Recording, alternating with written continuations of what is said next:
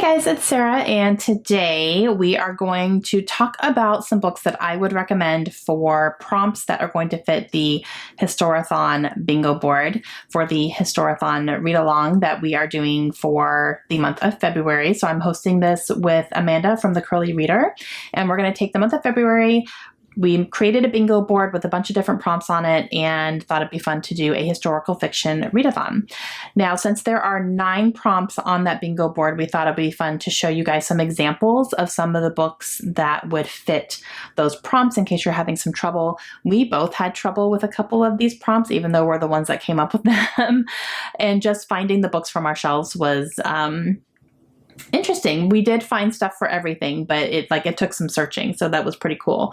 So I'm gonna show you probably like 3 or 4 books for each prompt, and some of these I have read, some of them I have not, but they are books that are on my shelves that I could physically pull off and say this would fit that prompt really well.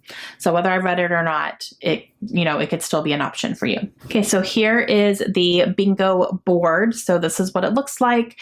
It is on Instagram right now, so if you just want to go to my Instagram account that I have linked down below in all of my videos, and just click on my account and it will show you all the pictures I posted recently, and it will be in there. So just click on it. You can save it to your phone. You can print it out if you want to, like whatever you need to do to have that handy. So that's the bingo board. We're just going to go line by line, and I will talk about the prompts and what some books are that can fit those. So the first one is a book with a male on the cover, and I had trouble with this one. I think Amanda did too. We both had trouble. I did find 3, but it's harder to find books with males on the cover. Usually, you see a lot of females on a lot of these historical fiction books. So a couple that I found, the first one is The Rules of Civility by Amar Towles. There's a man right there, like it's the back of his head, but it's a man, so that can work. I also found The Known World by Edward P. Jones. So there are a couple men, actually. I think there's 3 men on the wagon there, so that could work as well. And then We Were the Lucky Ones by Georgia Hunter has a man right there as well. So all 3 of these could definitely fit that prompt. They prompt a book that is set before 1900. So this was interesting. I couldn't always find dates, but if it was a book that I knew what time frame it was set around, I could probably easily pick out that it was before 1900. One of them is The Other Einstein by Marie Benedict. This follows Einstein's wife, so this is definitely before 1900. Another one is North and South by John Jakes, and this follows the Civil War, so definitely a chunky book, but this is definitely before 1900 as well. And then The Other Bowling Girl by Philippa Gregory. I think anything by Philippa Gregory is going to be before 1900. The next one is a book that has dual timelines, and there are a lot of books that can fit this, and it's something you kind of have to do your research going into, knowing whether or not it has dual timelines, because sometimes they can be a surprise. But I picked 2 of my favorites off my shelves that have dual timelines. So the first one is The Huntress by Kate Quinn. This one has a dual timeline, and I absolutely loved this book. And then one of my favorite books of all time that has a dual timeline is The Nightingale by Kristen Hanna. If you haven't read this book, it needs to be on your TBR. Like, it needs to. And the next one is a book that is set outside the US or Europe.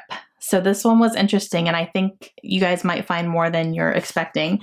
Some examples that I have is Snowflower and the Secret Fan by Lisa C. This is set in China. I also have The Bronze Horseman by Paulina Simons. This is another chunky book, but this one is set in Russia. And then I also have Burial Rites by Hannah Kent, which is set in Iceland. So the next one is the one in the middle, which is the group read. So Fountains of Silence by Ruta Spettis, obviously. And then the next one is a book that features a child as a character. So this one was interesting. I found a couple. So I have one adult one for sure, and then the rest I'm actually going to go younger and do like a middle grade type thing. The adult one is All the Light We Cannot See by Anthony Doerr. I believe this involves 2 children who meet. I'm pretty sure they're children. They're younger when they meet, at least in the beginning. So that one can definitely work. And then I have a few middle grade here that could work as well. So The War That Saved My Life by Kimberly Brubaker Bradley. If this is one you haven't read yet, I highly, highly recommend it. It is so incredibly good. Fantastic. Another middle grade is The Red Umbrella by Christina Diaz Gonzalez. Haven't read this one yet, but it is a middle grade book. And then a couple of young adult books that I can talk about as well, both by John Boyne, The Boy at the Top of the Mountain and The Boy in the Striped Pajamas. These both feature children as main characters. Now, the next one is concerning a time or event that you're unfamiliar with. So this one is actually up to your interpretation because we don't know what you're familiar with and what you're not, but try to pick something based on either a time period that you're not familiar with very well or surrounds a certain event. So a couple that I have personally, I have Never Home by Laird Hunt. This one surrounds women who have, or at least one woman in here, who dressed as a man and went undercover to go follow her husband into the war so she could be near him. I think I read one other book that was similar to this a long time ago, like a very long time ago, but that is something that actually did happen. I also have Salt to the Sea by Ruta Sepetys. This follows the sinking of a ship. Let me tell you the correct name of the ship because I don't fully remember. The Willem Gustave. And that is an actual ship that did sink in World War II, and it was covered up by the Germans because they didn't want to look weak to the world, knowing that the Russians had sunk this ship. And it's, I think, like the deadliest maritime incident ever, but it was hidden and covered up. So not a lot of people really even knew about it. So that covers this. And that's something that actually really happened. This is a fictional interpretation of that, but definitely something that I was not familiar with when I read this. And then another one that involves a ship is 7 Days in May by Kim Izo. And this one is based on true events that follows the Lusitania. I do not, Lusitania. Lithuania is a country. Yep. I know these things. The Lusitania, which is another ship, I believe that sank as well.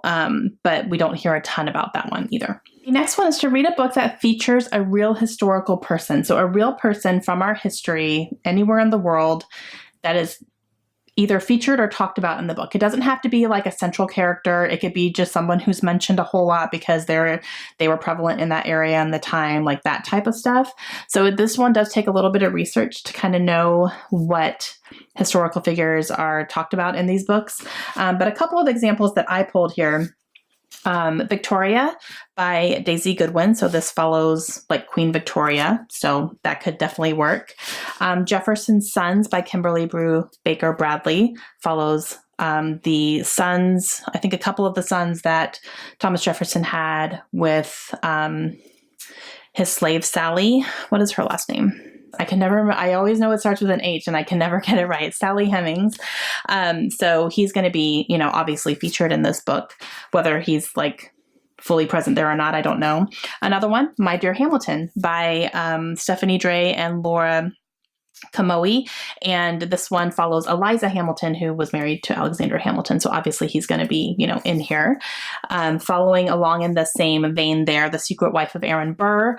This is by Susan Holloway Scott. So this is following Theodosia, who was the wife of Aaron Burr, I believe, or his mistress. I can't remember exactly. But yeah, so Aaron Burr obviously was a real person. So that's interesting. And then another one that I found that I forgot I even had, The Wife, the Maid, and the Mistress by Ariel Lawhon. Now this follows a real person who, there was a big scandal. I think he was a judge or something and he went missing and it was a big scandal to try to figure out what happened to him. And it involves a wife, a maid, and a mistress.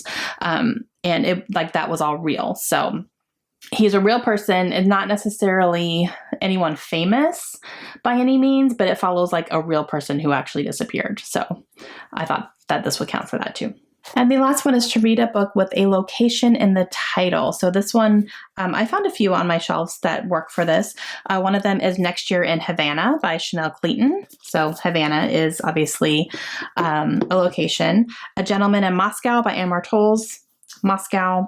The Room on Rue Amelie by Kristen Harmel.